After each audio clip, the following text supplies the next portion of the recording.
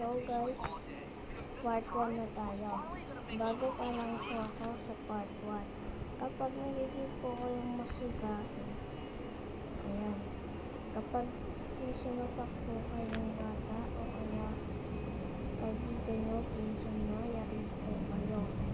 Dapat ang magiging pagsika, walang dapat pagbabago rin ang gagawin natin. Kapag ako, dati ako, ngayon, pagbabago. Dapat ganun po, dapat hindi na malalapak ka.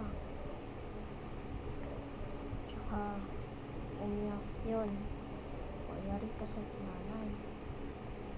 Abangan mo, kinabukasan, yari ka na naman. Kinabukasan, yari ka na naman. Kinabukasan, kulong ka na sa barangay o kaya sa pulis. Dapat yung pagiging magsika